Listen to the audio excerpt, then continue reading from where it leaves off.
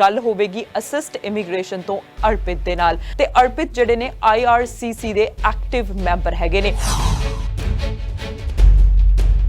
ਇਹ ਵੀ ਦੱਸੋ ਕਿ IRCC ਦਾ ਮੈਂਬਰ ਹੋਣਾ ਕਿੰਨਾ ਕੁ ਜ਼ਰੂਰੀ ਹੈ? ਅਸੀਂ ਬਾਰ-ਬਾਰ ਗੱਲਾਂ ਸੁਣਦੇ ਹਾਂ ਕਿ ਇੱਕ ਫਲਾਣੇ ਏਜੰਟ ਨੇ ਇਦਾਂ ਕਰਤਾ, ਧਮਕਾਣੇ ਏਜੰਟ ਨੇ ਇਦਾਂ ਕਰਤਾ, because he is not accountable. ਜਿਹੜੇ ਵੀ ਲੋਕ ਚਾਹੁੰਦੇ ਆ ਕਿ ਅਸੀਂ ਕੋਈ ਵੀ ਇਮੀਗ੍ਰੇਸ਼ਨ ਨੂੰ ਕੰਸਲਟੇਸ਼ਨ ਲਈਏ, ਅਸੀਂ ਉਹਨਾਂ ਦੀ ਸਲਾਹ ਦੇ ਨਾਲ ਫਾਈਲ ਲਗਾਈਏ, ਤਾਂ ਇਹ ਬਹੁਤ ਜ਼ਰੂਰੀ ਹੈ। ਸੋ ਇਹ ਪਤਾ ਕਿਵੇਂ ਲੱਗੇ ਕਿ ਕੋਈ ਮੈਂਬਰ ਜਿਹੜਾ ਉਹ IRCC ਦਾ ਮੈਂਬਰ ਹੈ? ਅਸਿਸਟ ਇਮੀਗ੍ਰੇਸ਼ਨ ਜੀ ਸਾਰੇ we touch every domain of immigration basically, ਚਾਹੇ ਉਹ ਟੈਂਪਰੇਰੀ ਰੈਜ਼ੀਡੈਂਸ ਨੂੰ ਲੈ ਕੇ, ਪਰਮਨੈਂਟ ਰੈਜ਼ੀਡੈਂਸੀਜ਼ ਨੂੰ ਲੈ ਕੇ ਜਾਂ ਰਿਫਿਊਜੀ ਸਟੇਟਸ ਨੂੰ ਲੈ ਕੇ। ਇੱਥੇ ਕੈਨੇਡਾ ਸਾਰਿਆਂ ਦਾ ਸਕੇਡਿਊਲ ਡਿਫਰੈਂਟ ਹੈ। ਕੋਈ ਸ਼ਿਫਟਾਂ 'ਚ ਕੰਮ ਕਰ ਰਿਹਾ, ਇਹਦਾ ਮਤਲਬ ਇਹ ਨਹੀਂ ਕਿ ਹੀ can not get the services. Immigration minister ਨੇ ਇਹ ਕਿਹਾ ਹੈ ਕਿ ਜਿਹੜੀ ਐਪਲੀਕੇਸ਼ਨਾਂ 2020 'ਚ ਆਲਰੇਡੀ ਸਬਮਿਟ ਹੋ ਗਈਆਂ ਸੀ ਜੀ, ਉਹ ਚੋਂ ਹੀ they will pick it up. 20 September ਤੋਂ ਉਹਨਾਂ ਨੇ 2 ਹਫ਼ਤੇ ਤੱਕ ਭੇਜਣੇ ਨੇ ਤੁਹਾਨੂੰ ਇਨਵਾਈਟਸ, ਪਰ ਇਨਵਾਈਟ ਜਿਹੜੇ ਉਹ ਭੇਜਣਗੇ ਉਹ ਪਿਛਲੇ ਲੋਟ ਚੋਂ ਹੀ ਭੇਜਣਗੇ, ਜਿਹੜਾ ਨੇ ਪਿਛਲੇ ਸਾਲ ਪਾਈਆਂ ਸੀਗੀਆਂ ਐਕਸਪ੍ਰੈਸ਼ਨ ਆਫ ਇੰਟਰਸਟ, ਉਹਦੇ ਵਿੱਚੋਂ ਹੀ they will pick it up. So requirements ਜਿਹੜੀਆਂ ਨੇ ਉਹ ਥੋੜੇ ਜਿਹਾ ਤੁਹਾਨੂੰ ਕੋਵਿਡ ਕਰਕੇ ਥੋੜਾ ਰਿਲੈਕਸੇਸ਼ਨ ਜਿਹੜੀਆਂ ਨੇ ਦੇ ਦਿੱਤੀਆਂ ਨੇ। ਸੋ ਬਹੁਤ ਵਧੀਆ ਗੱਲ ਹੈ, ਪਰ ਉਹਨਾਂ ਦੇ ਲਈ ਜਿਨ੍ਹਾਂ ਨੇ ਆਲਰੇਡੀ ਅਪਲਾਈ ਕੀਤਾ ਹੋਇਆ ਸੀ, ਪਰ ਉਹਨਾਂ ਦੇ ਲਈ ਨਹੀਂ ਜਿਨ੍ਹਾਂ ਨੇ ਹੁਣ ਕਹਿਣਾ ਸੀਗਾ ਕਿ ਅਸੀਂ ਸ਼ਾਇਦ ਐਲੀਜੀਬਲ ਹੋ ਗਏ ਆ ਤਾਂ ਹੁਣ ਅਸੀਂ ਅਪਲਾਈ ਕਰ ਦਈਏ। ਜਿਹੜੇ ਫੁੱਲੀ ਵੈਕਸੀਨੇਟਿਡ ਲੋਕੀ ਨੇ US ਪਾਸਪੋਰਟ ਹੋਲਡਰਸ, ਉਹ ਐਂਟਰ ਕਰ ਸਕਦੇ ਨੇ ਅਗਸਤ 7 ਤੋਂ। So they don't need to quarantine. ਕਿ ਸਾਡਾ ਇੱਕ WhatsApp ਹੈਲਪਲਾਈਨ ਹੈ 24/7 365 ਡੇਜ਼, ਤੁਸੀਂ ਉਹ 'ਤੇ ਮੈਸੇਜ ਪਾਓ। We always respond back with all the queries. ਉਹ ਤੋਂ ਬਾਅਦ ਅਸੀਂ ਯੂਜੂਲੀ ਐਡਵਾਈਜ਼ ਕਰਦੇ ਹਾਂ ਕਿ ਜੇ ਤੁਹਾਡਾ ਕੇਸ ਸਪੈਸੀਫਿਕ ਕੁਐਸਚਨਸ ਨੇ, ਤੁਸੀਂ ਸਾਡੇ ਨਾਲ ਕੰਸਲਟੇਸ਼ਨ ਬੁੱਕ ਕਰੋ।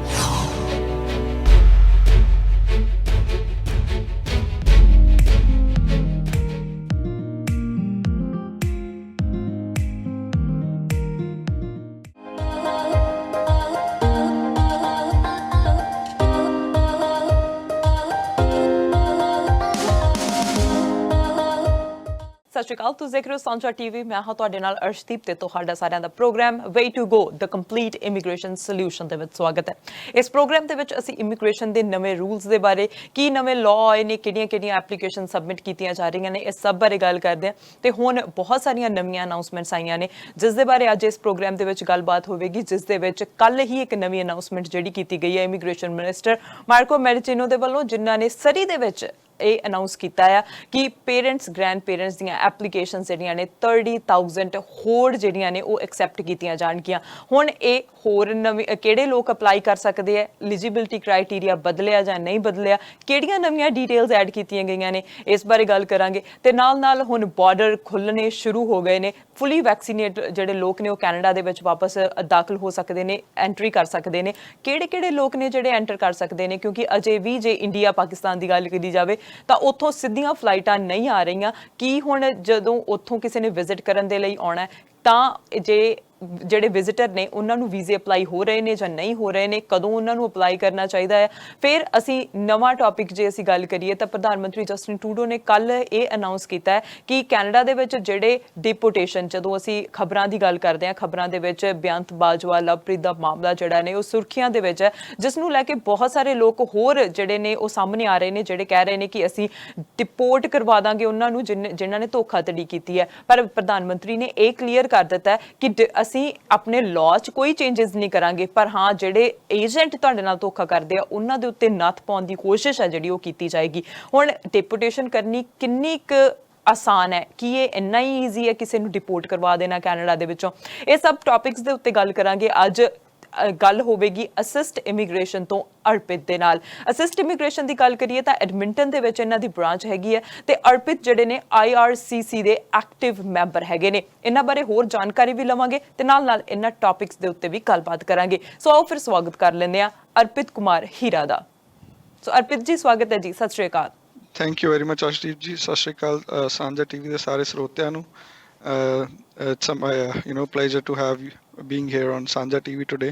ਥੈਂਕ ਯੂ ਸੋ ਮਚ, ਤੁਸੀਂ ਸਾਨੂੰ ਆਪਣਾ ਟਾਈਮ ਦਿੱਤਾ। ਅਰਪਿਤ, ਪਹਿਲਾਂ ਤਾਂ ਮੈਂ ਇਹ ਕਹਿ ਸਕਦੀ ਹਾਂ ਕਿ IRCC ਦੇ ਤੁਸੀਂ ਮੈਂਬਰ ਹੋ ਤੇ ਅਸਿਸਟ ਇਮੀਗ੍ਰੇਸ਼ਨ, ਪਹਿਲਾਂ ਅਸਿਸਟ ਇਮੀਗ੍ਰੇਸ਼ਨ ਦੇ ਬਾਰੇ ਦੱਸੋ ਤੇ ਨਾਲ ਨਾਲ ਸਾਨੂੰ ਇਹ ਵੀ ਦੱਸੋ ਕਿ IRCC ਦਾ ਮੈਂਬਰ ਹੋਣਾ ਕਿੰਨਾ ਕੁ ਜ਼ਰੂਰੀ ਹੈ। ਦੇਖੋ ਜੀ, ਅੱਜ ਦੀ ਡੇਟ 'ਚ ਵੀ ਆਲ ਨੋ ਕਿ ਸਿਸਟਮ ਨੂੰ ਬੜਾ ਐਕਸਪਲੋਇਟ ਕੀਤਾ ਜਾ ਰਿਹਾ ਇਮੀਗ੍ਰੇਸ਼ਨ ਦੇ ਨਾਂ ਤੇ IRCC members are the only people who are accountable, ਹੈ ਨਾ। ਅਸੀਂ ਬਾਰ-ਬਾਰ ਗੱਲਾਂ ਸੁਣਦੇ ਹਾਂ ਕਿ ਇੱਕ ਫਲਾਣੇ ਏਜੰਟ ਨੇ ਇਦਾਂ ਕਰਤਾ, ਧਮਕਾਣੇ ਏਜੰਟ ਨੇ ਇਦਾਂ ਕਰਤਾ, because he is not accountable.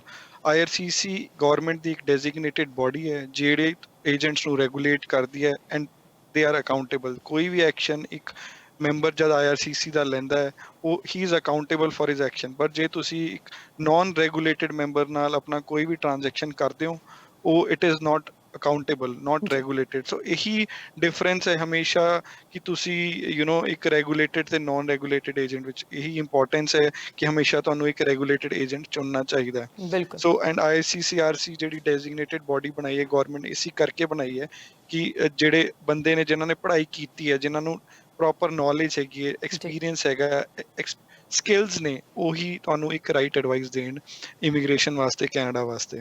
ਜੀ, ਤੁਸੀਂ ਐਕਸਪਲੇਨ ਵਧੀਆ ਕੀਤਾ ਕਿ ਜਿਹੜੇ ਵੀ ਲੋਕ ਚਾਹੁੰਦੇ ਆ ਕਿ ਅਸੀਂ ਕੋਈ ਵੀ ਇਮੀਗ੍ਰੇਸ਼ਨ ਨੂੰ ਕੰਸਲਟੇਸ਼ਨ ਲਈਏ, ਅਸੀਂ ਉਹਨਾਂ ਦੀ ਸਲਾਹ ਦੇ ਨਾਲ ਫਾਈਲ ਲਗਾਈਏ, ਤਾਂ ਇਹ ਬਹੁਤ ਜ਼ਰੂਰੀ ਹੈ। ਸੋ ਇਹ ਪਤਾ ਕਿਵੇਂ ਲੱਗੇ ਕਿ ਕੋਈ ਮੈਂਬਰ ਜਿਹੜਾ ਉਹ IRCC ਦਾ ਮੈਂਬਰ ਹੈ? ਇਹ ਬੜਾ ਸੌਖਾ ਹੈ ਜੀ। ਤੁਸੀਂ ICCRC ਦੀ ਵੈਬਸਾਈਟ ਤੇ ਤੁਸੀਂ ਜਾ ਸਕਦੇ ਹੋ, ਰਾਈਟ। ਕੋਈ ਵੀ ਬੰਦੇ ਦਾ ਤੁਸੀਂ ਉੱਥੇ ਨਾਂ ਟਾਈਪ ਕਰੋਗੇ, ਉੱਥੇ ਬੰਦੇ ਦਾ ਜਿਹੜਾ ਸਟੇਟਸ ਹੈ ਉਹ ਆ ਜਾਂਦਾ ਕਿ ਉਹ ਐਕਟਿਵ ਹੈਗਾ ਹੈ, ਉਹਦਾ ਵਿਡਰਾਅਲ ਹੈ ਜੀ। ਸੋ ਬੇਸਿਕਲੀ ਆਪਾਂ ਅੱਜ ਕੱਲ ਸਾਰਾ ਟਾਈਮ ਇੰਟਰਨੈਟ ਤੇ ਬੈਠੇ ਰਹਿੰਦੇ ਹਾਂ, ਰਾਈਟ। ਸੋ ਆਪਾਂ ਗੂਗਲ ਕਰਨਾ ਹੈ ICCRC ਐਕਟਿਵ ਮੈਂਬਰਸ, ਤੇ ਉੱਥੇ ਤੁਸੀਂ ਜਾਓ। ਕੋਈ ਵੀ ਮੈਂਬਰ, ਜੇ ਮੇਰਾ ਵੀ ਨਾਂ ਤੁਸੀਂ ਟਾਈਪ ਕਰੋਗੇ, ਉੱਥੇ ਮੇਰੀ ਕੰਪਨੀ ਦਾ ਨਾਮ, ਮੇਰੇ ਡਿਟੇਲਸ, ਸਾਰੇ ਡਿਟੇਲ ਗਵਰਨਮੈਂਟ ਨੇ ਬੜੀ ਟਰਾਂਸਪੇਰੈਂਟ ਤਰੀਕੇ ਨਾਲ ਸਾਰਿਆਂ ਵਾਸਤੇ ਰੱਖੇ ਹੋਏ ਨੇ ਸਾਹਮਣੇ। ਜੀ ਅਰਪਿਤ, ਨਾਲ ਇਹ ਵੀ ਦੱਸੋ ਕਿ ਅਸਿਸਟ ਇਮੀਗ੍ਰੇਸ਼ਨ ਜਿਹੜੀ ਹੈ ਕਿਹੜੀਆਂ ਸਰਵਿਸਿਜ਼ ਦਿੰਦੀ ਹੈ? ਅਸਿਸਟ ਇਮੀਗ੍ਰੇਸ਼ਨ ਜੀ ਸਾਰੇ we touch every domain of immigration basically, ਚਾਹੇ ਉਹ ਟੈਂਪਰੇਰੀ ਰੈਜ਼ੀਡੈਂਸ ਨੂੰ ਲੈ ਕੇ, ਪਰਮਨੈਂਟ ਰੈਜ਼ੀਡੈਂਸੀਜ਼ ਨੂੰ ਲੈ ਕੇ, ਜਾਂ ਰਿਫਿਊਜੀ ਸਟੇਟਸ ਨੂੰ ਲੈ ਕੇ। ਅਸੀਂ we deal with students, we deal with permanent residents inside, ਜਿਹੜੇ ਵਿਜ਼ਟਰ ਵੀਜ਼ਾ ਨੇ, ਸੁਪਰ ਵੀਜ਼ਾ ਨੇ, ਕੱਲ ਨੂੰ ਪੇਰੈਂਟਸ ਦੀ, ਗ੍ਰੈਂਡ ਪੇਰੈਂਟਸ ਦੀ ਜਿਹੜੀ PR ਕਰਾਉਣੀ ਆ, ਸਪਾਊਜ਼ਲ ਸਪਾਂਸਰਸ਼ਿਪਸ ਹੈ। ਇੰਪਲੋਇਰਸ ਨੂੰ ਵੀ ਅਸੀਂ ਸਪੋਰਟ ਕਰਦੇ ਹਾਂ if they want to hire any foreign workers, right. So all in all we provide pretty much everything in the domain of immigration. ਸਾਡੀ ਖਾਸੀਅਤ, ਇੱਕ ਜਿਹੜੀ ਚੀਜ਼ ਮੈਂ ਬੜੀ ਹਾਈਲਾਈਟ ਕਰਨਾ ਚਾਹੁੰਦਾ ਕਿ we are a pretty flexible firm and we are a mobile immigration consultant as well. Mobile ਦਾ ਕਹਿਣ ਦਾ ਮਤਲਬ ਇਹ ਹੈ ਕਿ ਹੁਣ ਜਿਹੜੀ ਇਨਸਾਈਡ ਕੈਨੇਡਾ ਦਾ ਸਾਡਾ ਕਰਾਊਡ ਹੈ, ਸਪੈਸ਼ਲੀ ਸਾਡੇ ਬੱਚੇ ਜਿਹੜੇ ਐਵਰੀ ਈਅਰ 1 ਲੱਖ ਬੱਚਾ ਆਲਮੋਸਟ ਆ ਰਿਹਾ ਹੈ, ਰਾਈਟ। ਇੱਥੇ ਉਹਨਾਂ ਨੂੰ ਜੇ ਸਰਵਿਸਿਜ਼ ਸਾਡੀ ਚਾਹੀਦੀਆਂ ਨੇ, we are available off hours as well. ਅਸੀਂ ਕਦੇ ਨਹੀਂ ਕਹਿੰਦੇ ਕਿ we are closed. Even if you want ਕਿ ਸੈਟਰਡੇ ਨੂੰ ਸਾਨੂੰ ਕੰਟੈਕਟ ਕਰ ਸਕਦੇ, ਸੰਡੇ ਨੂੰ ਵੀ ਕਰ ਸਕਦੇ ਨੇ, ਆਫਟਰ 5 ਵੀ ਕਰ ਸਕਦੇ। ਬਿਕੋਜ਼ ਬਹੁਤ ਹੀ ਟਾਈਮ ਅਸੀਂ ਦੇਖਦੇ ਹਾਂ ਬੱਚੇ ਜੌਬ ਕਰ ਰਹੇ, ਉਸ ਤੋਂ ਬਾਅਦ ਉਹਨਾਂ ਨੂੰ ਜੇ ਐਡਵਾਈਸ ਚਾਹੀਦੀ ਕੋਈ ਹੈ ਨਹੀਂ, ਕੰਪਲੇਨ ਆਉਂਦੀ ਹੈ ਕਿ ਜੇ ਕਿਸੇ ਨੂੰ ਰੀਚ ਆਊਟ ਕਰਦੇ ਜਵਾਬ ਨਹੀਂ ਆਉਂਦਾ। ਸੋ ਅਸੀਂ ਕਹਿੰਦੇ ਹਾਂ ਕਿ we will revert back in 24 hours time, whether it's Saturday, Sunday or Monday, any single day. You can message us on our WhatsApp number and you'll receive a response. ਤੁਸੀਂ consultation book ਕਰੋ, ਅਸੀਂ Sunday ਨੂੰ ਵੀ available ਹਾਂ ਤੁਹਾਡੇ ਵਾਸਤੇ। Very nice. ਸੋ ਕਹਿ ਸਕਦੇ ਹਾਂ ਕਿ 24/7 ਸਰਵਿਸਿਜ਼ ਅਵੇਲੇਬਲ ਆ ਤੁਹਾਡੀਆਂ। ਹਾਂਜੀ ਬਿਲਕੁਲ। ਬਿਕੋਜ਼ ਇੱਥੇ ਕੈਨੇਡਾ ਸਾਰਿਆਂ ਦਾ ਸਕੇਡਿਊਲ ਡਿਫਰੈਂਟ ਹੈ, ਕੋਈ ਸ਼ਿਫਟਾਂ 'ਚ ਕੰਮ ਕਰ ਰਿਹਾ, ਇਹਦਾ ਮਤਲਬ ਇਹ ਨਹੀਂ ਕਿ ਹੀ can not get the services. ਜੀ ਬਿਲਕੁਲ। ਸੋ ਅਰਪਿਤ, ਜੇ ਹੁਣ ਆਪਾਂ ਕਹੀਏ ਕਿ ਰੂਲਸ ਐਂਡ ਰੈਗੂਲੇਸ਼ਨਸ ਐਵਰੀਡੇ ਬਦਲਦੇ ਰਹਿੰਦੇ ਆ, ਤੇ ਖਾਸ ਕਰਕੇ ਹੁਣ ਨੰਬਰ 1 ਕੈਨੇਡਾ ਨੂੰ ਜੇ ਮੈਂ ਕਹਾਂ ਕਿ ਇਹ ਗਲਤ ਨਹੀਂ ਹੋਊਗਾ ਕਿ ਲੋਕ ਪ੍ਰੈਫਰ ਕਰਦੇ ਆ ਕਿ ਅਸੀਂ ਕੈਨੇਡਾ ਦੇ ਵਿੱਚ ਆਈਏ, ਪਰ ਹੁਣ ਬਹੁਤ ਸਾਲਾਂ ਦੇ ਤੋਂ ਜਦੋਂ ਲਿਬਰਲ ਸਰਕਾਰ ਜਿਹੜੀ ਹੈਗੀ ਆ ਉਹ ਦੂਜੀ ਵਾਰ ਜਦੋਂ ਮਿਨੋਰਿਟੀ ਆਈ, ਤਾਂ ਉਹਨਾਂ ਨੇ ਪ੍ਰੋਮਿਸ ਕੀਤਾ ਸੀ ਕਿ ਪੇਰੈਂਟ ਗ੍ਰੈਂਡ ਪੇਰੈਂਟ ਨੂੰ ਅਸੀਂ ਤੇਜ਼ੀ ਦੇ ਨਾਲ ਅਸੀਂ ਜਿਹੜੇ ਪੇਰੈਂਟ ਗ੍ਰੈਂਡ ਪੇਰੈਂਟ ਐਪਲੀਕੇਸ਼ਨਸ ਆ ਉਹ ਖੋਲਾਂਗੇ। ਪਰ ਅਸੀਂ ਇੱਕ ਵਾਰ ਦੇਖਿਆ ਸਾਈਟ ਕ੍ਰੈਸ਼ ਹੋਈ, ਫਿਰ ਦੂਜੇ ਵਾਰ ਜਦੋਂ ਨਵੇਂ ਇਮੀਗ੍ਰੇਸ਼ਨ ਮਿਨਿਸਟਰ ਬਣੇ ਤਾਂ ਉਸ ਤੋਂ ਬਾਅਦ ਉਹਨਾਂ ਨੇ ਅਨਾਉਂਸ ਕੀਤਾ, ਤੇ ਪਿਛਲੇ ਸਾਲ ਵੀ ਜਿਹੜੀਆਂ ਇਹ ਐਪਲੀਕੇਸ਼ਨਸ ਖੁੱਲੀਆਂ ਸੀਗੀਆਂ। ਹੁਣ ਇਸ ਸਾਲ ਕੱਲ ਹੀ ਜਿਹੜੀ ਨਵੀਂ ਅਨਾਉਂਸਮੈਂਟ ਹੋਈ ਹੈ ਕਿ 30,000 ਐਪਲੀਕੇਸ਼ਨਸ ਆਉਣਗੀਆਂ, ਉਹਦੀਆਂ ਡਿਟੇਲਸ ਦੱਸੋ। ਹਾਂਜੀ, ਮੈਂ ਪਹਿਲਾਂ ਥੋੜੀ ਜੀ ਲਾਈਟ ਪਾਉਂਗਾ। ਪਿਛਲੀ ਜਿਹੜਾ ਸਿਸਟਮ ਸੀਗਾ ਜਿੱਥੇ ਕ੍ਰੈਸ਼ ਹੋ ਗਿਆ, right, that faced a lot of backlash because system 7 minute 'ਚ ਓਪਨ ਹੋਇਆ। ਹੁਣ ਸਾਰੇ ਦੇ ਕੰਪਿਊਟਰ ਸਕਿੱਲਸ ਡਿਫਰੈਂਟ ਹੁੰਦੇ ਨੇ, right. Everybody is not that capable. 7 minute is nothing. So ਬਹੁਤ ਜ਼ਿਆਦਾ ਜਿਹੜੇ ਐਲੀਜੀਬਲ ਲੋਕੀ ਸੀਗੇ they felt left out just because it was a technical glitch in the system, ਹੈ ਨਾ। ਹੁਣ ਫਿਰ ਗਵਰਨਮੈਂਟ ਨੇ ਕੀ ਕੀਤਾ, ਰੀਵੈਂਪ ਕੀਤਾ। ਨਵੇਂ ਮਿਨਿਸਟਰ ਆਏ ਮਾਰਕੋ ਮੈਡੀਸੀਨੋ, ਉਹਨਾਂ ਨੇ ਲਾਸਟ ਈਅਰ ਨਵਾਂ ਰੀਵੈਂਪ ਸਿਸਟਮ ਕੀਤਾ ਕਿ ਲੋਟਰੀ ਹੋਏਗੀ ਜੀ, ਤੁਹਾਡੇ ਕੋਲ ਇਨਫ ਟਾਈਮ ਹੈ, ਤੁਸੀਂ ਐਕਸਪ੍ਰੈਸ਼ਨ ਆਫ ਇੰਟਰਸਟ ਪਾਓ, ਉਹ 'ਚੋਂ ਅਸੀਂ ਤੁਹਾਨੂੰ ਪਿਕ ਕਰਾਂਗੇ, ਰੈਂਡਮ ਡਰਾਅ ਆਏਗਾ। ਠੀਕ ਹੈ ਜੀ। ਲਾਸਟ ਈਅਰ ਵੀ ਆਲ ਨੋ ਕਿ ਕੋਵਿਡ ਕਰਕੇ ਸਾਰੀ ਇਮੀਗ੍ਰੇਸ਼ਨ ਫਾਈਲਸ ਗॉट ਇੰਪੈਕਟਡ। ਹੁਣ ਕੱਲ ਗਵਰਨਮੈਂਟ ਨੇ ਨਵੀਂ ਅਨਾਉਂਸਮੈਂਟ ਕੱਢੀ ਹੈ ਜਿਚ ਦੇ ਆਰ ਸੈਡ ਕਿ ਦੇ ਵਿਲ ਟੇਕ 40,000 ਐਪਲੀਕੇਸ਼ਨਸ ਮੋਰ। ਹੁਣ ਇਹ 'ਚ ਗੌਰ ਕਰਨ ਵਾਲੀ ਗੱਲ ਇਹ ਹੈ ਸਾਡੇ ਵਾਸਤੇ ਕਿ there is no new expression of interest happening। ਇਹ ਬੜੀ ਇੰਪੋਰਟੈਂਟ ਚੀਜ਼ ਆ ਜੀ ਮਿਨਿਸਟਰ ਇਮੀਗ੍ਰੇਸ਼ਨ ਮਿਨਿਸਟਰ ਨੇ ਇਹ ਕਿਹਾ ਹੈ ਕਿ ਜਿਹੜੀ ਐਪਲੀਕੇਸ਼ਨਾਂ 2020 ਚ ਆਲਰੇਡੀ ਸਬਮਿਟ ਹੋ ਗਈਆਂ ਸੀ ਜੀ ਉਹ ਚੋਂ ਹੀ they will pick it up. So ਉਹ ਚੋਂ 10,000 will go towards the quota of 2020 ਜੀ and 30,000 will go towards the quota of 2021। So that is the bifurcation of 40,000। So ਜਦੋਂ ਆਪਾਂ ਕਹਿੰਦੇ 40,000 ਪਿਕ ਹੋਣੀ ਬਟ ਪਿਕ ਹੋਣੀ ਹੈ ਪੁਰਾਣੀ ਚ ਹੀ ਜਿਨ੍ਹਾਂ ਨੇ 2020 ਚ ਪਾਈਆਂ ਸੀਗੀਆਂ ਉਹ ਚੋਂ ਹੀ ਪਿਕ ਹੋਣੀਆਂ ਨੇ। ਕੋਈ ਨਵਾਂ ਸਿਸਟਮ ਨਹੀਂ ਆਣਾ, ਕੋਈ ਨਵਾਂ ਐਕਸਪ੍ਰੈਸ਼ਨ ਆਫ ਇੰਟਰਸਟ ਨਹੀਂ ਆਣਾ। ਪੁਰਾਣੇ ਜਿਹੜੇ ਪਏ ਸੀ they have a good opportunity ਤੇ ਗੁੱਡ ਚਾਂਸ। ਅਰਾਊਂਡ 1 ਲੱਖ ਐਪਲੀਕੇਸ਼ਨਾਂ ਪਿਛਲੇ ਸਾਲ 2020 ਚ ਲੋਕਾਂ ਨੇ ਪਾਈਆਂ ਸੀ expression of interest. So they have a good chance now ਕਿ ਉਹਨਾਂ ਦੀ ਪਿਕ ਹੋਏਗੀ। ਜੀ ਬਿਲਕੁਲ ਆਲ ਇਨ ਆਲ ਉਹਨਾਂ ਨੂੰ ਇਨਸ਼ੋਰ ਕਰਨਾ ਹੈ ਕਿ ਇਨਕਮ ਰਿਕੁਆਇਰਮੈਂਟਸ ਮੀਟ ਕਰਨ ਹੈਨਾ and they should be good to go. ਅੱਛਾ ਅਰਪਿਤ, ਮੈਨੂੰ ਇਹ ਦੱਸੋ ਕਿ ਜਿਵੇਂ ਤੁਸੀਂ ਕਿਹਾ ਕਿ ਪਿਛਲੇ ਸਾਲ ਦੀਆਂ ਹੀ ਐਪਲੀਕੇਸ਼ਨਸ ਚੱਕਣੀਆਂ ਨੇ ਤੇ ਨਾਲ ਉਹ ਕਹਿੰਦੇ ਕਿ ਸਤੰਬਰ 2021 ਦੇ ਜਿਹੜੇ 20 ਵਾਲਾ ਜਿਹੜਾ ਵੀਕ ਹੈਗਾ ਆ ਉਹਦੇ ਵਿੱਚ ਇਹ ਚੱਕੀਆਂ ਜਾਣੀਆਂ ਨੇ। ਸੋ ਅਪਲਾਈ ਕੋਈ ਜਿਹੜੇ ਨਵੇਂ ਕੈਂਡੀਡੇਟ ਆ ਉਹ ਨਹੀਂ ਕਰ ਸਕਦੇ। ਬਿਲਕੁਲ ਜੀ, ਇਹੀ ਸੀਗਾ ਕਿ 20 ਸਤੰਬਰ ਤੋਂ ਉਹਨਾਂ ਨੇ 2 ਹਫ਼ਤੇ ਤੱਕ ਭੇਜਣੇ ਨੇ ਤੁਹਾਨੂੰ ਇਨਵਾਈਟਸ। ਪਰ ਇਨਵਾਈਟ ਜਿਹੜੇ ਉਹ ਭੇਜਣਗੇ ਉਹ ਪਿਛਲੇ ਲੋਟ ਚੋਂ ਹੀ ਭੇਜਣਗੇ ਜਿਹੜਾ ਨੇ ਪਿਛਲੇ ਸਾਲ ਪਾਈਆਂ ਸੀਗੀਆਂ ਐਕਸਪ੍ਰੈਸ਼ਨ ਆਫ ਇੰਟਰਸਟ ਉਹਦੇ ਵਿੱਚੋਂ ਹੀ they will pick it up and they will give them 60 days ਆਪਣੀ ਐਪਲੀਕੇਸ਼ਨ ਸਬਮਿਟ ਕਰਨ ਵਾਸਤੇ। ਸੋ ਇਹੀ ਡਿਫਰੈਂਸ ਹੈ, ਇਹੀ ਥੋੜੀ ਕਨਫਿਊਜ਼ਨ ਕ੍ਰੀਏਟ ਕਰ ਰਿਹਾ ਐਕਚੁਅਲੀ। ਜੇ ਤੁਸੀਂ ਕਈ ਲੋਕੀ ਇਹ ਵੀ ਕਹਿ ਰਹੇ ਨੇ ਜਿਹੜੇ ਕਿ ਜਿਨ੍ਹਾਂ ਨੂੰ ਨਵਾਂ ਬਿਜ਼ਨਸ ਚਾਹੀਦਾ ਬਟ ਕਿ ਬਾਈ ਸ਼ਾਇਦ ਨਵੀਆਂ ਪਿਕ ਹੋਣਗੀਆਂ but it is very clear. IRCC website ਨੂੰ ਹਮੇਸ਼ਾ ਰੈਫਰ ਕਰਨਾ ਚਾਹੀਦਾ ਰੈਦਰ ਦੈਨ ਥਰਡ ਪਾਰਟੀ। ਉੱਥੇ ਵੈਰੀ ਕਲੀਅਰ ਇਨ ਬੋਲਡ ਲਿਖਿਆ ਹੋਇਆ ਹੈ ਕਿ ਪਿਛਲੇ 2020 ਕੋਟੇ ਚੋਂ ਹੀ ਇਹ ਪਿਕ ਹੋਣਗੀਆਂ। ਤੇ ਮੈਂ ਥੋੜੀ ਜਿਹੀ ਇੱਥੇ ਤੁਹਾਨੂੰ ਆਈ ਵਿਲ ਹਾਈਲਾਈਟ ਕਿ ਇਨਕਮ ਰਿਕੁਆਇਰਮੈਂਟਸ ਜਿਹੜੀਆਂ ਨੇ 2018, 19 ਤੇ 20 ਦੀ ਕਾਊਂਟ ਹੋਣਗੀਆਂ ਤੇ ਗਵਰਨਮੈਂਟ ਨੇ 2020 ਦੀ ਐਕਸੈਪਸ਼ਨ ਵੀ ਦੇਤੀ ਹੈ ਕਿ 2020 ਚ ਜਿਹੜੀ ਹੈਗੀ ਆ ਮਿਨੀਮਮ ਇਨਕਮ ਕਾਊਂਟ ਹੀ ਹੋਏਗੀ। So that is a good news for all the people who got affected because of covid. Because ਸਾਨੂੰ ਸਾਰਿਆਂ ਨੂੰ ਪਤਾ ਹੈ ਕਿ ਕੋਵਿਡ ਨੇ ਕਾਫੀ ਲੋਕਾਂ ਨੂੰ ਇਨਕਮ ਨੂੰ ਅਫੈਕਟ ਕੀਤਾ ਹੈ। ਸੋ ਗਵਰਨਮੈਂਟ ਨੇ ਯੂਜੂਅਲੀ 18 ਤੇ 19 ਚ ਕੀ ਹੁੰਦਾ ਹੈ ਕਿ ਜਿਹੜੀ ਤੁਹਾਡੀ ਮਿਨੀਮਮ ਇਨਕਮ ਹੁੰਦੀ ਹੈ plus 30% is the requirement for to sponsor your parent. ਜੀ ਬਿਲਕੁਲ, ਜਿਹੜੀ 2020 ਚ ਸਿਰਫ ਮਿਨੀਮਮ ਇਨਕਮ ਰਿਕੁਆਇਰਮੈਂਟ ਹੋਏਗੀ। ਸੋ ਰਿਕੁਆਇਰਮੈਂਟਸ ਜਿਹੜੀਆਂ ਨੇ ਉਹ ਥੋੜੇ ਜਿਹਾ ਤੁਹਾਨੂੰ ਕੋਵਿਡ ਕਰਕੇ ਥੋੜਾ ਰਿਲੈਕਸੇਸ਼ਨ ਜਿਹੜੀਆਂ ਨੇ ਦੇ ਦਿੱਤੀਆਂ ਨੇ। ਸੋ ਬਹੁਤ ਵਧੀਆ ਗੱਲ ਹੈ। ਪਰ ਉਹਨਾਂ ਦੇ ਲਈ ਜਿਨ੍ਹਾਂ ਨੇ ਆਲਰੇਡੀ ਅਪਲਾਈ ਕੀਤਾ ਹੋਇਆ ਸੀ ਪਰ ਉਹਨਾਂ ਦੇ ਲਈ ਨਹੀਂ ਜਿਨ੍ਹਾਂ ਨੇ ਹੁਣ ਕਹਿਣਾ ਸੀਗਾ ਕਿ ਅਸੀਂ ਸ਼ਾਇਦ ਐਲੀਜੀਬਲ ਹੋ ਗਏ ਆ ਤਾਂ ਹੁਣ ਅਸੀਂ ਅਪਲਾਈ ਕਰ ਦਈਏ।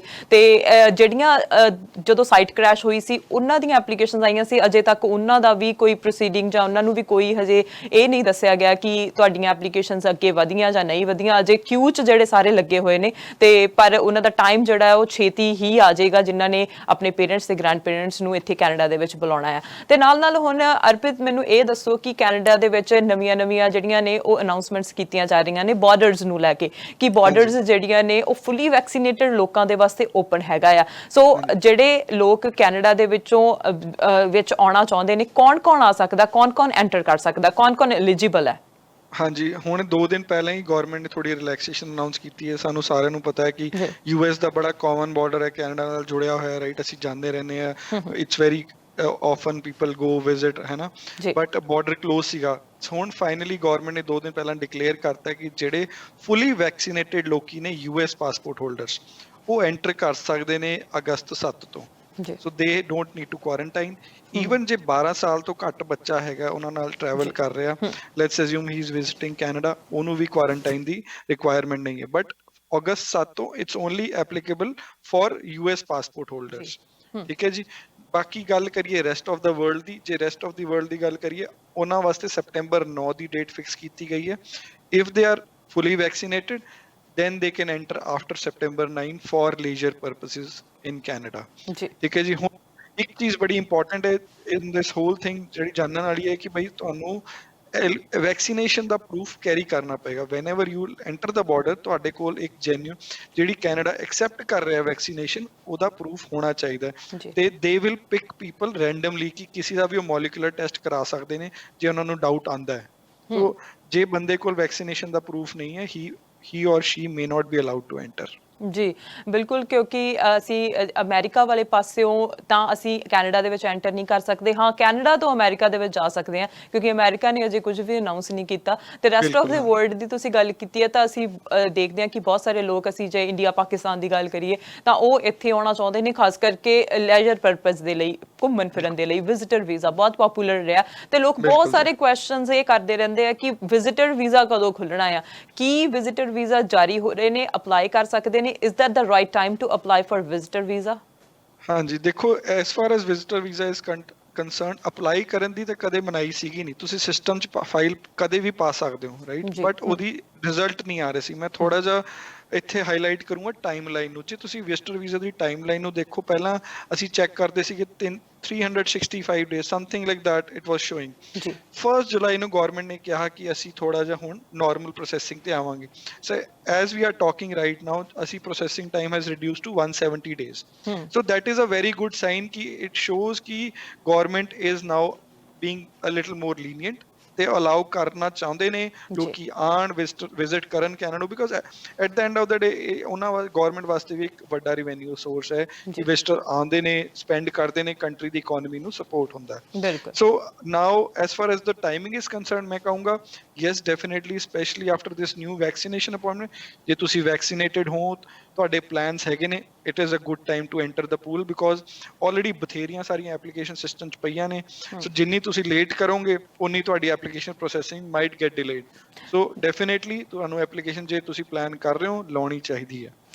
ਬਿਲਕੁਲ, ਇਹ ਵਧੀਆ ਆ, ਕੈਨੇਡਾ ਦੇ ਲਈ ਵੀ ਵਧੀਆ ਆ, ਕਿਉਂਕਿ ਚਾਹੇ ਉਹ ਸਟੂਡੈਂਟ ਵੀਜ਼ਾ ਹੈਗਾ, ਚਾਹੇ ਉਹ ਵਿਜ਼ਿਟਰ ਵੀਜ਼ਾ ਹੈਗਾ ਆ, ਜਾਂ ਅਸੀਂ ਪੱਕਿਆਂ ਦੀ PR ਦੀ ਗੱਲ ਕਰ ਲਈਏ, ਐਸੈਂਸ਼ੀਅਲ ਵਰਕਰਸ ਦੀ ਗੱਲ ਕਰ ਲਈਏ, ਕਿਉਂਕਿ ਕੈਨੇਡਾ ਇਮੀਗ੍ਰੈਂਟਸ ਦੀ ਆਪਾਂ ਧਰਤੀ ਕਹਿ ਲੈਂਦੇ ਆ ਤੇ ਇੱਥੇ ਇਮੀਗ੍ਰੈਂਟਸ ਨੂੰ ਆਲਵੇਜ਼ ਵੈਲਕਮ ਕੀਤਾ ਜਾਂਦਾ ਆ। ਸੋ ਉਮੀਦ ਕਰਦੇ ਆ ਕਿ ਸੈਪਟੈਂਬਰ ਤੱਕ ਜਿਹੜਾ ਹੈ ਇਹ ਸਾਰਾ ਕੁਝ ਖੁੱਲ੍ਹ ਜਾਏਗਾ ਤੇ ਦੁਬਾਰਾ ਵਿਜ਼ਿਟਿੰਗ ਜਿਹੜੀਆਂ ਨੇ ਉਹ ਸ਼ੁਰੂ ਹੋ ਜਾਣਗੀਆਂ, ਚਾਹੇ ਫੈਮਿਲੀ ਵਿਜ਼ਿਟਿੰਗ ਹੈ ਤੇ ਚਾਹੇ ਤੁਸੀਂ ਘੁੰਮਣ ਫਿਰਨ ਦੇ ਲਈ ਆ ਰਹੇ ਆ। ਤੇ ਅਰਪਿਤ, ਨਾਲ ਹੁਣ ਜਦੋਂ ਅਸੀਂ ਗੱਲ ਕਰਦੇ ਆ ਕਿ ਨਿਊ ਓਪਨ ਵਰਕ ਪਰਮਿਟ ਦੇ ਆਪਸ਼ਨ ਦਿੱਤੇ ਗਏ ਆ ਐਸੈਂਸ਼ੀਅਲ ਵਰਕਰਸ ਨੂੰ ਤੇ ਨਾਲ ਸਟੂਡੈਂਟਸ ਨੂੰ, ਉਹ ਕੀ ਹੈ? ਅਸ਼ਦੀਪ, ਜੇ ਤੁਹਾਨੂੰ ਧਿਆਨ ਹੋਵੇ, 6 ਮਈ ਨੂੰ ਗਵਰਨਮੈਂਟ ਨੇ ਇੱਕ ਸਕੀਮ ਓਪਨ ਕੀਤੀ ਸੀ TR to PR। ਉਹ 'ਚ ਗਵਰਨਮੈਂਟ ਨੇ ਇੱਕ ਕੱਢਿਆ ਸੀ ਕਿ 90,000 ਬੱਚਿਆਂ ਨੂੰ ਤੇ ਹੈਲਥ ਕੇਅਰ ਵਰਕਰਸ ਨੂੰ ਗਵਰਨਮੈਂਟ PR ਦੇਗੀ, ਰਾਈਟ। ਜਦੋਂ ਉਹ ਸਕੀਮ ਕੱਢੀ ਸੀ, there was lot of confusion ਕਿ ਬਈ ਕਈ ਵਾਰ ਬੱਚਿਆਂ ਦਾ ਜਿਨ੍ਹਾਂ ਦਾ ਸਟੇਟਸ ਖਤਮ ਹੋ ਰਿਹਾ ਹੈ ਉਹ ਕੀ ਕਰਨਗੇ ਜੇ ਫਾਈਲ ਪ੍ਰੋਸੈਸ ਨਹੀਂ ਹੋਈ। ਯੂਜੂਅਲੀ ਕੀ ਹੁੰਦਾ ਹੈ, ਕਿਸੇ ਵੀ ਬੱਚੇ ਦੀ ਜਾਂ ਕਿਸੇ ਦੀ ਪਰਸਨ ਦੀ PR ਦੀ ਫਾਈਲ ਪ੍ਰੋਸੈਸ ਹੋ ਰਹੀ ਹੈ ਨਾ, ਉਹਨੂੰ ਇੱਕ ਬ੍ਰਿਜਿੰਗ ਓਪਨ ਵਰਕ ਪਰਮਿਟ ਦਿੱਤਾ ਜਾਂਦਾ ਸੀ ਗਵਰਨਮੈਂਟ ਵਾਸਤੇ, ਤਾਂ ਕਿ ਉਹ ਸਟੇ ਬੈਕ ਕਰ ਸਕੇ। ਇਹ ਨਹੀਂ ਕਿ ਬੱਚਾ ਛੱਡ ਕੇ ਚੱਲ ਜਾਏ ਜਾਂ ਬੰਦਾ ਛੱਡ ਕੇ ਚੱਲ ਜਾਏ and then he has to come back. But ਇਸ ਪ੍ਰੋਗਰਾਮ ਦੇ ਦੌਰਾਨ ਉਹਨਾਂ ਨੇ ਕੋਈ ਇਦਾਂ ਦੀ ਅਨਾਉਂਸਮੈਂਟ ਨਹੀਂ ਕੀਤੀ ਸੀ। But now finally they have announced ਕਿ ਜਿਹੜੇ ਵੀ ਬੱਚੇ ਹੈਲਥ ਕੇਅਰ ਵਰਕਰਸ ਨੇ ਫਾਈਲ ਲਾਈ ਸੀ under this program of TR to PR pathway, they are now eligible for an open work permit. ਇਹ open work permit ਦੀ ਜਿਹੜੀ ਡਿਊਰੇਸ਼ਨ ਹੈ 31 ਦਸੰਬਰ 2022 ਤੱਕ ਹੋਏਗੀ। ਜੇ ਤੁਹਾਡੇ ਸਪਾਊਸ ਵੀ ਇਨਸਾਈਡ ਕੈਨੇਡਾ ਨੇ, ਉਹਨਾਂ ਨੂੰ ਵੀ ਓਪਨ ਵਰਕ ਪਰਮਿਟ ਦਿੱਤਾ ਜਾਵੇਗਾ। ਬਕਾਇਦਾ ਤੁਸੀਂ ਇੰਪਲੋਇਡ ਹੋ, ਤੁਸੀਂ TR to PR ਪਾਥਵੇ ਦੀ ਵਾਸਤੇ ਤੁਹਾਡੇ ਕੋਲ ਇੰਗਲਿਸ਼ ਦਾ ਸਕੋਰ ਹੈਗਾ, ਤੁਸੀਂ ਲੀਗਲੀ ਸਟੇ ਕਰ ਰਹੇ ਹੋ, ਤੁਸੀਂ ਓਵਰਸਟੇ ਨਹੀਂ ਕੀਤਾ ਹੋਇਆ, ਤੁਹਾਡਾ ਸਟੇਟਸ ਰੀਸਟੋਰੇਬਲ ਹੈਗਾ। ਸੋ ਇਹਦੀ ਥੋੜੀ ਟਰਮਸ ਐਂਡ ਕੰਡੀਸ਼ਨਸ ਹੈਗੀਆਂ ਨੇ। ਤੁਹਾਡਾ ਜਿਹੜਾ ਵਰਕ ਪਰਮਿਟ ਹੈ 4 ਮਹੀਨੇ 'ਚ ਐਕਸਪਾਇਰ ਹੋਣਾ ਚਾਹੀਦਾ ਹੈ ਜਦੋਂ ਤੁਸੀਂ ਅਪਲਾਈ ਕਰਨਾ। ਲੈਟਸ ਅਸਿਊਮ ਅਸੀਂ ਅੱਜ ਬੈਠੇ ਹਾਂ, ਜੇ ਬੱਚੇ ਦਾ 4 ਮਹੀਨੇ 'ਚ ਵਰਕ ਪਰਮਿਟ expire ਹੋਣ ਵਾਲਾ ਹੈ, they can apply. So those are few terms and conditions ਜਿਹੜੀ ਗਵਰਨਮੈਂਟ ਨੇ ਲਾਈਆਂ ਨੇ, but it is a very good news because out of 90,000 almost 75,000 ਸੀਟਾਂ ਭਰ ਗਈਆਂ ਨੇ। only few seats are left for healthcare workers. ਅਰਪਿਤ, ਬਹੁਤ ਸਾਰੇ ਜਿਹੜੇ ਸਟੂਡੈਂਟ ਨੇ ਜਾਂ ਬਹੁਤ ਸਾਰੇ ਵਰਕਰਸ ਨੇ ਜਿਹੜੇ ਬਹੁਤ ਮਾਯੂਸ ਹੋ ਗਏ ਨੇ ਕਿਉਂਕਿ ਐਪਲੀਕੇਸ਼ਨਸ ਫੁੱਲ ਹੋ ਗਈਆਂ ਨੇ ਤੇ ਉਹ ਵੇਟ ਕਰ ਰਹੇ ਸੀ ਕਿ ਸ਼ਾਇਦ ਹੋਰ ਟਾਈਮ ਹੋਏਗਾ ਤੇ ਅਸੀਂ ਆਪਣੀ ਫਾਈਲ ਜਿਹੜੀ ਆ ਉਹ ਲਗਾ ਸਕਦੇ ਹਾਂ।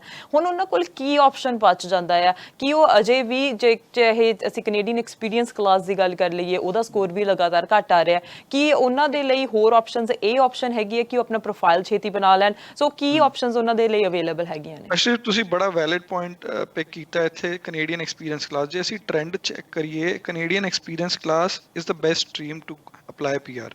ਆਫ ਲੇਟ ਅਸੀਂ ਦੇਖੀਏ, ਪਹਿਲਾਂ ਆਲਮੋਸਟ 440 ਤੱਕ ਦਾ ਸਕੋਰ ਰਹਿੰਦਾ ਸੀਗਾ ਕੈਨੇਡੀਅਨ ਐਕਸਪੀਰੀਅੰਸ। ਹੁਣ ਜਿਹੜਾ ਲਾਸਟ ਡਰਾ ਹੈ, ਇਟ ਵਾਸ ਅਰਾਊਂਡ 367। ਜੀ ਸੋ ਗਵਰਨਮੈਂਟ ਬਹੁਤ ਜ਼ਿਆਦਾ ਸਪੋਰਟਿਵ ਹੋ ਚੁੱਕੀ ਹੈ ਕਿ ਬਈ ਜਿਹੜੇ ਕੈਨੇਡੀਅਨ ਐਕਸਪੀਰੀਅੰਸ ਕਲਾਸ ਦੇ ਕੁਆਲੀਫਾਈ ਕਰ ਰਹੇ ਨੇ ਉਹਨਾਂ ਨੂੰ ਪੀਆਰ ਦਿੱਤੀ ਜਾਵੇ। ਜਿਵੇਂ ਪ੍ਰੋਸੈਸਿੰਗ ਦੀ ਵੀ ਗੱਲ ਕਰਾਂ, ਕੈਨੇਡੀਅਨ ਐਕਸਪੀਰੀਅੰਸ ਕਲਾਸ ਚ 3-3 ਮਹੀਨੇ ਚ ਅੱਜ ਦੀ ਡੇਟ ਚ ਫਾਈਲ ਪ੍ਰੋਸੈਸ ਹੋ ਰਹੀ ਹੈ। ਸੋ ਕੈਨੇਡੀਅਨ ਐਕਸਪੀਰੀਅੰਸ ਕਲਾਸ ਬੜੀ ਹੀ ਇੰਪੋਰਟੈਂਟ ਸਟਰੀਮ ਹੈ। ਬੱਚਿਆਂ ਨੂੰ ਮਾਯੂਸ ਹੋਣ ਦੀ ਲੋੜ ਬਿਲਕੁਲ ਨਹੀਂ ਹੈ। ਤੁਸੀਂ ਜੌਬ ਲੱਭੋ, 1 ਸਾਲ ਦਾ ਐਕਸਪੀਰੀਅੰਸ ਪੂਰਾ ਕਰੋ ਨੌਕਵੁੱਡ ਬੀਚ ਤੇ ਤੁਹਾਡਾ you can easily file under Canadian experience class। ਤੁਸੀਂ ਤੁਹਾਡੇ ਕੋਲ IELTS ਹੈਗਾ, 1 ਸਾਲ ਦਾ ਐਕਸਪੀਰੀਅੰਸ ਹੈ, ਆਪਣਾ ਐਕਸਪ੍ਰੈਸੈਂਟਰੀ ਦਾ ਪ੍ਰੋਫਾਈਲ ਬਣਾਓ ਛੇਤੀ ਤੋਂ ਛੇਤੀ ਤੇ ਆਪਣੀ ਫਾਈਲ ਲਾਓ।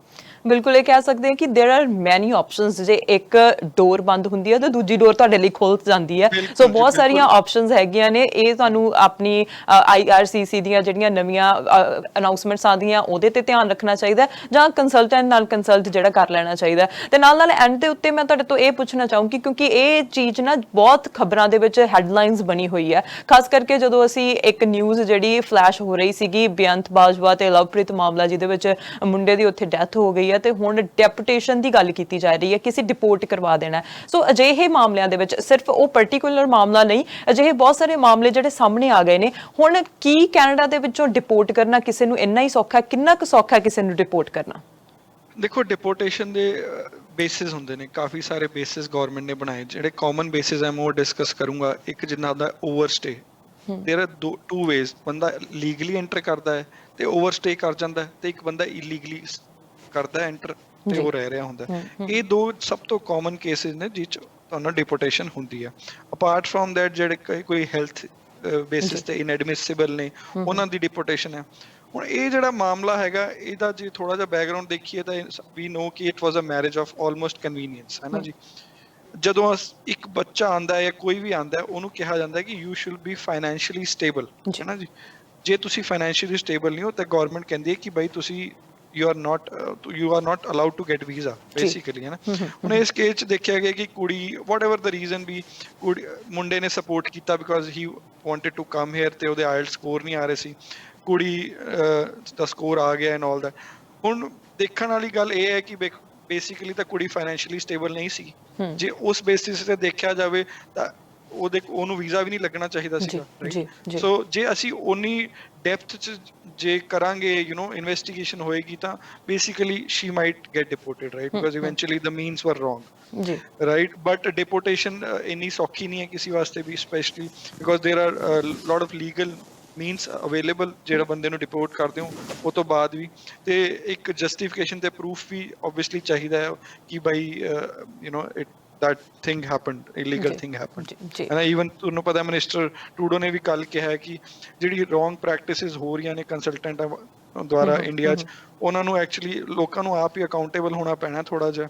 And if they don't get into ਦਿਸ ਤੇ ਓਵਰਆਲ ਸਿਸਟਮ ਵੀ ਵੀ ਹੈਲਪਫੁਲ। ਬਿਲਕੁਲ, ਜਿਹੜੇ ਸਿਸਟਮ ਨੂੰ ਅਬਿਊਜ਼ ਕਰਦੇ ਹੈਗੇ ਆ ਉਹਨਾਂ ਤੋਂ ਅਵੇਅਰ ਜਿਹੜਾ ਰਹਿਣਾ ਚਾਹੀਦਾ ਹੈਗਾ। ਜਿਵੇਂ ਆਪਾਂ ਸਟਾਰਟਿੰਗ ਦੇ ਵਿੱਚ ਹੀ ਗੱਲ ਕੀਤੀ ਹੈ ਕਿ IRCC ਦਾ ਮੈਂਬਰ ਜਿਹੜਾ ਹੋਣਾ ਚਾਹੀਦਾ, ਉਹਦੇ ਨਾਲ ਕੰਸਲਟ ਕਰੋ। ਬਾਕੀ ਜੇ ਤੁਸੀਂ ਸਹੀ ਤਰ੍ਹਾਂ ਦੇ ਨਾਲ ਫਾਈਲ ਲਾਈ ਹੈਗੀ ਹੈ ਜਾਂ ਰੂਲਸ ਨੂੰ ਫੋਲੋ ਕਰਕੇ ਫਾਈਲ ਲਗਾਈ ਹੈ ਤਾਂ ਡਿਪੋਰਟ ਕਰਨਾ ਇੰਨਾ ਆਸਾਨ ਨਹੀਂ ਹੁੰਦਾ। ਸੋ ਬਹੁਤ ਸਾਰੇ ਆਪਸ਼ਨਸ ਹੈਗੀਆਂ ਨੇ, ਬਹੁਤ ਸਾਰੀਆਂ ਚੀਜ਼ਾਂ ਹੈਗੀਆਂ ਨੇ ਜੋ ਇੱਕ ਕੇਸ ਦੇ ਪਿੱਛੇ ਹੁੰਦੀਆਂ ਨੇ, ਜਿਹਨੂੰ ਦੇਖ ਕੇ ਕਿਸੇ ਨੂੰ ਡਿਪੋਰਟ ਕੀਤਾ ਜਾਂਦਾ, ਜਿਵੇਂ ਤੁਸੀਂ ਕਿਹਾ ਹੈ। ਸੋ ਅੱਜ ਬਹੁਤ ਸਾਰੀ ਵਧੀਆ ਇਨਫੋਰਮੇਸ਼ਨ ਤੁਸੀਂ ਸਾਡੇ ਨਾਲ ਸਾਂਝੀ ਕੀਤੀ ਹੈ, ਪਰ ਸਾਨੂੰ ਆਪਣਾ ਇਹ ਦੱਸੋ ਕਿ ਤੁਹਾਨੂੰ ਕਿਸ ਤਰ੍ਹਾਂ ਅਸੀਂ, ਜੇ ਕਿਸੇ ਨੇ ਤੁਹਾਡੇ ਨਾਲ ਕੰਸਲਟ ਕਰਨਾ ਹੈ ਤਾਂ ਕਿਸ ਤਰ੍ਹਾਂ ਤੁਹਾਡੇ ਨਾਲ ਕੰਸਲਟ ਕੀਤਾ ਜਾ ਸਕਦਾ ਹੈ, ਤਾਂ ਕਿੱਥੇ ਜੇ ਤੁਹਾਨੂੰ ਮਿਲਣਾ ਹੈਗਾ, ਆਫਿਸ ਕਿੱਥੇ ਹੈਗੇ ਨੇ? ਸੋ ਆਪਣੇ ਬਾਰੇ ਦੱਸੋ ਤੇ ਮੈਸੇਜ ਕੀ ਹੋਵੇਗਾ ਅੱਜ ਦੇ ਲਈ ਤੁਹਾਡਾ? ਹਾਂਜੀ, ਕੰਸਲਟੇਸ਼ਨ ਹੈ ਜਿੱਦਾਂ ਮੈਂ ਸ਼ੁਰੂ 'ਚ ਹੀ ਕਿਹਾ ਕਾਲ 'ਚ ਕਿ ਸਾਡਾ ਇੱਕ WhatsApp ਹੈਲਪਲਾਈਨ ਹੈ 24/7 365 ਡੇਜ਼। ਤੁਸੀਂ ਉਹ 'ਤੇ ਮੈਸੇਜ ਪਾਓ, we always respond back with all the queries. ਉਹ ਤੋਂ ਬਾਅਦ ਅਸੀਂ ਯੂਜੂਲੀ ਐਡਵਾਈਜ਼ ਕਰਦੇ ਹਾਂ ਕਿ ਜੇ ਤੁਹਾਡਾ ਕੇਸ ਸਪੈਸੀਫਿਕ ਕੁਐਸਚਨਸ ਨੇ, ਤੁਸੀਂ ਸਾਡੇ ਨਾਲ ਕੰਸਲਟੇਸ਼ਨ ਬੁੱਕ ਕਰੋ। ਸਾਡੀ ਵੈਬਸਾਈਟ 'ਤੇ ਜਾ ਸਕਦੇ ਹੋ ਤੁਸੀਂ, assistimmigration.com 'ਤੇ ਤੁਸੀਂ ਕੰਸਲਟੇਸ਼ਨ ਸਾਡੇ ਨਾਲ ਬੁੱਕ ਕਰ ਸਕਦੇ ਹੋ and we are happy to assist you. ਜੇ ਮੀਟਿੰਗ ਦੀ ਗੱਲ ਹੈ, ਮੈਂ ਐਡਮੰਟਨ ਤੇ ਸਾਡਾ ਇੱਕ ਆਫਿਸ ਕਿਚਨਰ 'ਚ ਵੀ ਹੈ।